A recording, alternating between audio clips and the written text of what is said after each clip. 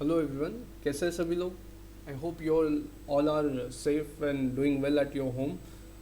आज के इस वीडियो में हम लोग देखने वाले हैं प्रेजेंट वैल्यू का कैलकुलेशन कैसे करना है। ये काफ़ी इंपॉर्टेंट चीज़ है हमारे सिलेबस के हिसाब से, स्टडीज़ के हिसाब से एंड प्रैक्टिकल लाइफ के हिसाब से भी। जहाँ कहीं पे भी फाइनेंशियल मैनेजमेंट ये वर्ड आएगा, वहाँ पे हमको प्रेजेंट वैल्यू रहेगा ही रहेगा, निकालना रहेगा ही रहेगा। सो ये टाइम वैल्यू ऑफ मनी का एक बहुत ही इंपॉर्टेंट पार्ट है। तो आज इसको देखने वाले हैं कैसे होता है ये, क्या इसका टर्मिनोलॉजी है और कैलकुलेशन कैसा करना है, और एक साथ ही साथ एक कैपिटल बजटिंग का बेसिक्स हम तैयार कर लेंगे इस चीज़ के थ्रू, एक एग्जांपल के थ्रू। तो और एक एग्ज़ाम्स के लिए टाइम सेविंग ट्रिक बोल सकते हैं, कैलकुलेटर पे हम कैसे कैलकुलेट करेंगे और प्रेजेंटेशन करते समय किस फॉर्मेट में करेंगे, किस वे में जाएंगे, ये सारी चीज़ें हम इस वीडियो में देखने वाले हैं। ये वीडियो बहुत इंपॉर्टेंट रहेगा एग्जाम्स के हिसाब से भी। सो देखते रहिए इस वीडियो को। मेरा नाम है सी आनंद काबरा और टीचिंग में और नोट्स बनाने में मैं बहुत इंटरेस्ट रखता हूँ और मेरा पैशन भी है और डिलीवर भी करता हूँ उस तरीके से। आई होप ये वीडियो भी वैसा ही बने और आपको पसंद भी आएगा। तो चलिए शुरू करते हैं। एक एग्जांपल ले लेते हैं प्रेजेंट वैल्यू को समझने के लिए। तो मान लीजिए हमने 5 साल के लिए 10% से कंपाउंडेड एनुअली है एक अमाउंट रखा था, प्रिंसिपल अमाउंट। तो उसका लास्ट मतलब मैच्योरिटी में हमको मिला है इतना रुपीज़, 4026 रुपया मिला है। तो ये अमाउंट हमको ढूंढना है कि हमने रखा कितना था, ये अमाउंट कितना था। तो करना क्या है एग्जैक्टली देख लीजिए। हमने एक टाइमलाइन ड्रॉ कर लेते हैं अंडरस्टैंडिंग के लिए।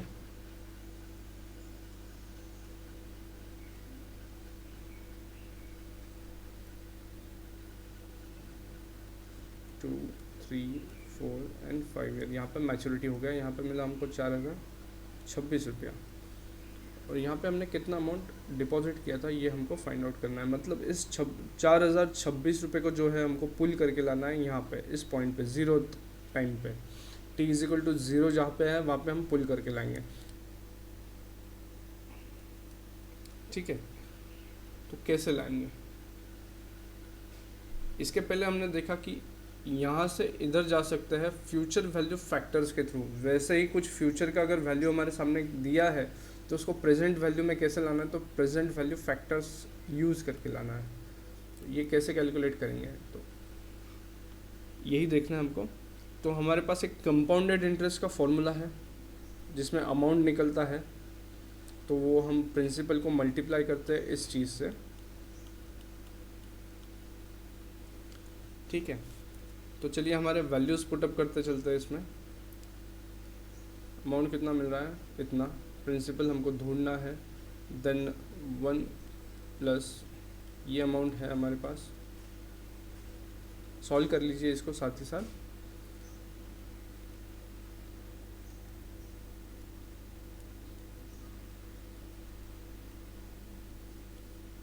तो ये जो ब्रैकेट हमको दिख रहा है यहाँ पे, ये वाला जो ब्रैकेट है इसको बोलते हैं फ्यूचर वैल्यू फैक्टर। अरे हमको तो प्रेजेंट वैल्यू कैलकुलेट करना था, फिर ये फ्यूचर वैल्यू कहाँ से आ गया। कल हमने देखा कि फ्यूचर वैल्यू को अगर रेसिप्रोकेट कर दो, 1/, फ्यूचर वैल्यू फैक्टर अगर कर देंगे हम लोग, तो आ जाएगा प्रेजेंट वैल्यू फैक्टर। ठीक है, ये ट्रिक याद रखिएगा। आगे अभी इस इक्वेशन को सॉल्व करते हैं। तो कितना आया फैक्टर हमारा, प्रेजेंट वैल्यू फैक्टर कितना आ रहा है, सभी का कैलसी ले लीजिए। 1.1 मल्टीप्लाइड बाय, कैलसी पे लीजिए आप लोग भी, साथ ही साथ कैलसी पे लीजिए सो दैट आपका प्रैक्टिस हो जाए। 1.1 इंटू, अब directly is equal to type करिए, ये आ गया स्क्वायर, ये आ गया क्यूब, फिर इज इक्वल टू एंड फिर इज इक्वल टू। तो ये आ गया हमारा 1.6105 पी, एंड इधर है ये वाला। अगला जो है मैं यहाँ पे लिखता हूँ। तो ये step 1, step 2, step 3, step 4 and step 5 अभी। ये मैं काफ़ी डिटेल में बता रहा हूँ, आप शॉर्टकट यूज़ कर सकते हो एग्ज़ाम्स में, कोई दिक्कत नहीं है, इतने स्टेप्स पूरे लिखना ज़रूरी नहीं है।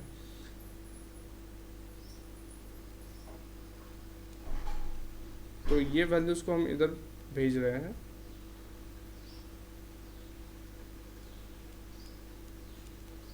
तो P इज इक्वल टू कितना है आप लोगों का, देखिए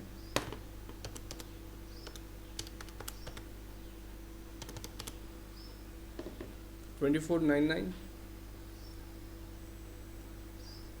इतना आ रहा है सभी का, 8283, तो अप्रोक्सीमेटली 2500 रुपीज़। तो ये मतलब 2500 रुपीज़ हमने यहाँ पे अगर डिपॉजिट किए हैं, इसका इंटरप्रिटेशन ये हुआ कि 2500 रुपीज़ हमने यहाँ पे डिपॉजिट किए हैं, तो 5 साल बाद हमको 10% कंपाउंडेड इंटरेस्ट से इतना अमाउंट मिलेगा। काफ़ी सिंपल क्वेश्चन था, आई होप ये समझ में आया होगा आपके। तो यही चीज़ हमको करना है कैपिटल बजटिंग में, हमको कैश फ्लोज दिए हैं और उसका प्रेजेंट वैल्यू लाके हमको इनिशियल इन्वेस्टमेंट के साथ कंपेयर करना है। देखते हैं अभी वो कैसे करना है। एक एग्जांपल ले लेते हैं कि इसमें हम कैपिटल बजटिंग में बेसिकली थोड़ा बहुत इंट्रोडक्शन ले लेते हैं। Capital budgeting,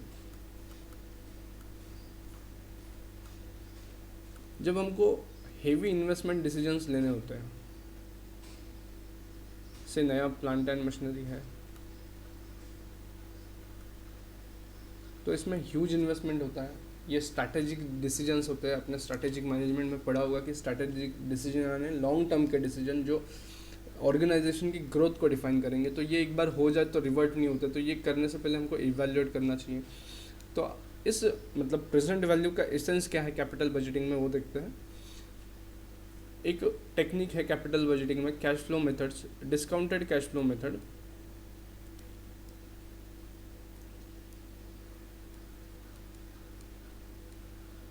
discounted cash flows use करके हम एनपीवी कैलकुलेट करते हैं, नेट प्रेजेंट वैल्यू। ये काफ़ी बेसिक क्वेश्चन है और ये अगर समझ गया तो कैपिटल बजटिंग का बेस तैयार हो जाता है। फिर आप उस पर डेवलप करते जाइए, एक एक एडिशनल चीज़ सीखते जाइए। नेट प्रेजेंट वैल्यू, ठीक है, ये वाला चीज़ होता है। अगर यहाँ पे डिसीजन कैसे लेता है किसी इन्वेस्टमेंट, किसी प्रोजेक्ट में हमको इन्वेस्ट करना है कि नहीं करना है, इसका डिसीजन कैसे लिया जाएगा। अगर एनपीवी मान लीजिए पॉजिटिव है तो हम एक्सेप्ट कर लेंगे, प्रोजेक्ट में इन्वेस्ट करना चाहिए हमको, मैनेजमेंट ये सोचेगा। अगर एनपीवी नेगेटिव है तो उसको एक्सेप्ट नहीं करना है, रिजेक्ट करना है उस प्रोजेक्ट को, ठीक है।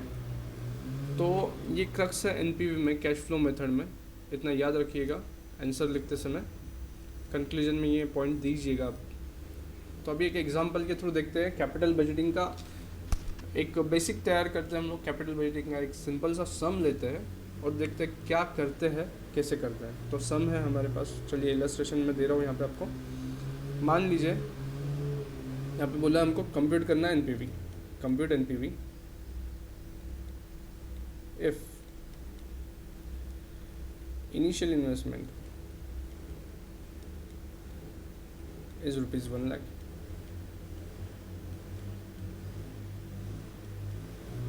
सेकेंडली कैश फ्लोज जो होंगे उस मशीनरी के इंस्टॉलेशन से सेल करके वो हमको दिए गए हैं। अभी यहाँ पे हम टैक्स वैक्स सब बाद में देखेंगे, ये बहुत बेसिक क्वेश्चन है। फर्स्ट ईयर में हो रहा है 55,000, इतना कैश फ्लो हो रहा है। सेकेंड ईयर में हो रहा है 80,000 का cash flow, and third year में हो रहा है 15,000 का कैश फ्लो। अगर हम ये इन्वेस्टमेंट करते हैं तो हम आने वाले 3 साल में इतना कैश फ्लो जनरेट कर सकते हैं, ऐसा एक प्रोजेक्ट हमारे पास है। तो हमको बोला है कि एनपीवी निकालिए। अगर आपका कॉस्ट ऑफ कैपिटल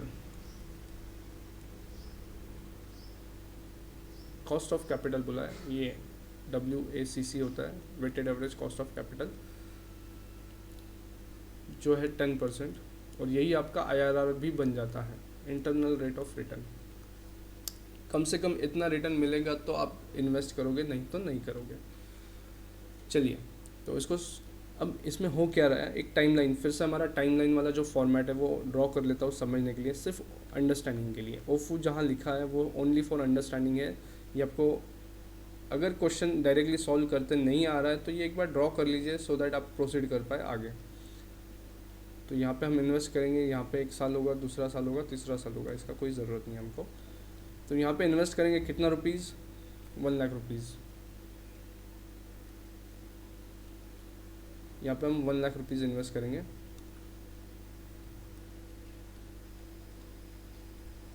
नेगेटिव मैं बता रहा हूँ क्योंकि कैश आउटफ्लो हो रहा है। फिर हम क्या करेंगे, यहाँ पे 55,000 रुपीज़ मिल रहे हैं, उसको इस पॉइंट ऑफ टाइम पे लेके आएंगे, इक्विवेलेंट करेंगे। कैसे, तो प्रेजेंट वैल्यू निकाल के। अगेन यहाँ पे हमको सेकेंड ईयर में 80,000 रुपीज़ मिल रहा है, उसको भी डिस्काउंट करके लेके आएंगे 0th पीरियड पे। और लास्टली 15,000 मिल रहा है, तो उसको भी डिस्काउंटिंग करके लेके आएंगे यहाँ पे, और इनका टोटल करेंगे। अगर ये पॉजिटिव आया तो हम एक्सेप्ट करेंगे, नेगेटिव आया तो एक्सेप्ट नहीं करेंगे। अब इसका डिस्काउंटिंग कितना करेंगे, तो ये 1 साल बाद आ रहा है तो 1 साल पीछे इसको लेके आना है, तो हमारा जो फैक्टर आएगा 1.10 ये प्रेजेंट वैल्यू फैक्टर आएगा। मल्टीप्लाई करेंगे हम 55,000 को। सेकेंडली ये 2 साल के लिए है तो यहाँ पे ये वाला फैक्टर आएगा, और लास्टली ये वाला फैक्टर आएगा। इसको इतने दिन पीछे ले जाना है, इतने साल पीछे ले जाना है, इतने साल पीछे ले जाना है। तो चलिए बोलिए कितना आया है। अगर 1.10 इसको निकालना है, 1 divide by 1.1 is equal to, पहले साल का आएगा ये फैक्टर 0.909, सेकेंड ईयर का आएगा, पहले फैक्टर्स निकाल लीजिए साइड में,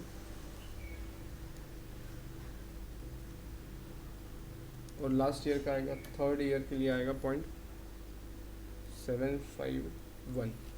ये फैक्टर्स आएंगे, हम मल्टीप्लाई करेंगे 55,000 को इससे, 55,000 को इससे मल्टीप्लाई करिए 0.90 इंटू 55,000,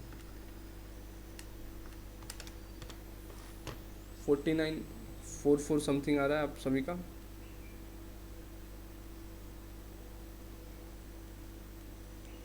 देन इससे मल्टीप्लाई करिए 80,000 को, इससे मल्टीप्लाई करिए 80,000 को, तो ये आएगा आपका 66,080 अप्रॉक्सीमेटली। 1 रुपया 2 रुपया ऊपर नीचे होगा तो वो चलता है उतना। फिर लास्टली हम मल्टीप्लाई करेंगे 15,000 को 0.751 से, तो वो आ जाएगा आपका 11,265 रुपया। अब इन सभी का टोटल कर लेंगे तो वो आएगा 27,340।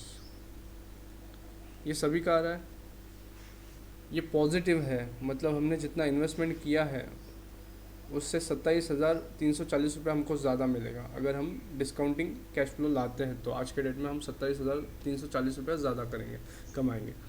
तो ये प्रोजेक्ट हम एक्सेप्ट करेंगे। तो ये हो गया NPV, नेट प्रेजेंट वैल्यू। जो भी कैश फ्लो हो रहे हैं उनका प्रेजेंट वैल्यू लेके उसमें से इनिशियल इन्वेस्टमेंट माइनस कर दिया तो ये पॉजिटिव आया, और पॉजिटिव आया तो हम एक्सेप्ट करेंगे, मतलब ये प्रोजेक्ट प्रेफरेबल है इन्वेस्ट करने के लिए।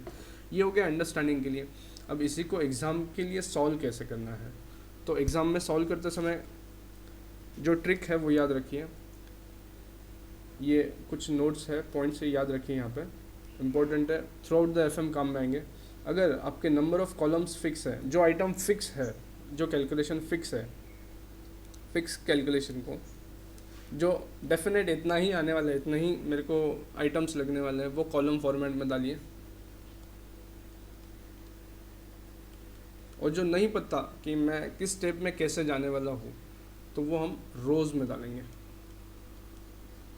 यहाँ पे डालेंगे। रोज़ में। तो देखते कैसे इसका आंसर कैसे सॉल्व करेंगे और कैलकुलेटर यूज़ करके कम से कम समय में इसको सॉल्व कैसे करना है। तो चलिए शुरू करते हैं। तो यहाँ पे हम ईयर लिख लेंगे। यहाँ पे पर्टिकुलर स्टेटमेंट को नाम दे दीजिए स्टेटमेंट शोइंग एनपीवी, ये लिखना है और एनपीवी पूरा लिखना है, एब्रीवेशन मत यूज़ करिएगा। अगर एब्रीवेशन यूज़ किया है तो नोट्स में यहाँ पे एब्रीवेशन यूज़ ये लिखिएगा।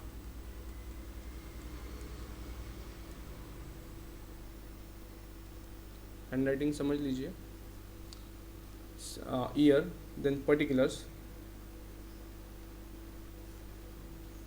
Then cash flow, then present value factors @ 10%, then आखिर में डिस्काउंटेड कैश फ्लोज, इसको DCF भी लिखते हैं। तो ये सारी चीज़ें हम नीचे लिख लेंगे। यहाँ पे ये शॉर्टकट यूज़ करिएगा आप, present value factor and discounted cash flow factors, discounted cash flows, ये सारी चीज़ें लिखेंगे यहाँ पे। देन इस कॉलम को मैं नाम दे देता हूँ A, इसको B, इसको C, इसको D, और ये जो E है = C × D। ये सिर्फ अंडरस्टैंडिंग के लिए। तो चलिए 0th ईयर पे हमने क्या किया था, इन्वेस्टमेंट किया था, तो यहाँ पे लिखेंगे इनिशियल इन्वेस्टमेंट और इस कॉलम में फिलअप करेंगे 1 lakh rupees negative, 1 lakh rupees negative, bracket डाल रहे हैं मतलब नेगेटिव हम उसको साइन आउट कर रहे हैं 1 लाख। नेक्स्ट हमने first year, second year, third year में कैश इनफ्लो हो रहा है, कैश इनफ्लो हो रहा है, तीनों साल में हो रहा है, डू सेम चीज़ हो रही है। तो फर्स्ट ईयर में कितना हो रहा है 55,000, देन 80,000, देन 15,000, 55,000, 80,000 एंड देन 15,000, ये कैश फ्लोज हो रहा है। इसी वे में लिखिएगा सो दैट आपका टाइम सेव हो जाए। यहाँ पे पुटअप कर दीजिए 1, क्योंकि ये 0th टाइम पीरियड पे हमने इन्वेस्ट किया, तो इसका प्रेजेंट वैल्यू ऑलरेडी है हमारे पास, 1 लाख ही रहेगा इक्विवेलेंट, वो यहाँ पे लिख देता हूँ मैं। अब आ जाएगा कैल्सी का रोल। कैल्सी यहाँ पे क्रूशल रोल प्ले करेगा, ध्यान दीजिएगा। अब प्रेजेंट वैल्यू फैक्टर हमको कैलकुलेट करना है, तो कैल्सी ले लीजिए 1 / 1.1, एक बार = दबाइए, जो फिगर आया है 4 डिजिट तक यहाँ पे पुटअप करिए, 9091, राउंड ऑफ कर लीजिए जहाँ पे ज़रूरी है। देन सेकंड आएगा 0.8264, नेक्स्ट आएगा 0.7513, ये आ जाएंगे, ये लिख लीजिए। फिर एक काम करिए 1 लाख को लीजिए, नेगेटिव साइन दीजिए उसको, प्लस माइनस का जो साइन है, मल्टीप्लाइड बाय 1 और = प्रेस करिए और रुक जाइए। ये चला गया आपका GT में। ये सिर्फ ओफो है, अगेन इसको कुछ नहीं, ये आपके आंसर से कुछ लेन देन नहीं है, सिर्फ आपको समझने के लिए ये बटन प्रेस किया है तो ये लिख रहा हूँ यहाँ पे। देन 55,000 × 0.9091 = यहाँ पे रुक गया, 50,000 आया। Then 80,000 × 0.8264 = 66,112, and lastly 15,000 × 0.7513 = 11,269। अब मैं यहाँ पे प्रेस करूँगा ग्रैंड टोटल GT, यहाँ पे प्रेस करिए GT। ये सिर्फ आपके समझने के लिए है, या पेपर के आंसर में नहीं लिखना है, ये सिर्फ समझने के लिए, ध्यान दीजिएगा। GT कितना आया, इतना आया 27,382 आ रहा है सभी का। देखिए यहाँ पे भी वही आया था, तो एक स्लाइड सा डिफरेंस है राउंडिंग ऑफ का, उतना चलता है, लिख लीजिएगा यहाँ पे कि राउंडिंग ऑफ डिफरेंस है। तो ये पॉजिटिव आ गया, एक्सेप्ट करेंगे, ये हमने पहले ही कंक्लूड कर लिया था। यहाँ पे सिर्फ हमने ट्रिक देखा कि एग्ज़ाम में कैसे सॉल्व करना है। तो फर्स्ट ऑफ ऑल हम शुरू करेंगे, एक बार रिवाइज करवा देता हूँ हमने एग्ज़ाम में कैसे कैसे करना है। ये ड्रॉ कर लेना है फॉर्मेट, हमको क्या क्या कॉलम्स लग रहे हैं वो ड्रॉ कर लीजिए। स्टेप 1 ये होगा। स्टेप 2 ये होगा, लिख लीजिए क्या क्या आने वाला है। स्टेप 2 ये होगा। स्टेप 3 ये होगा। स्टेप 4 ये होगा। देन स्टेप 5 ये होगा। देन स्टेप 6 ये होगा। और ये जीटी में पुटअप करते चलिए, मतलब फिर से ये यहाँ पे लिखने के बाद फिर से कैलसी पे लेके फिर प्लस करने का ज़रूरत नहीं, सीधा सीधा जीटी का बटन प्रेस किया, आपका आंसर आ गया। आप ये चेक कर सकते हो आपके अवेलेबल क्वेश्चंस के साथ और सारी चीज़ों के साथ ये ट्रिक वर्क करेगा। सो ये हमने एग्ज़ाम पॉइंट ऑफ व्यू देखा।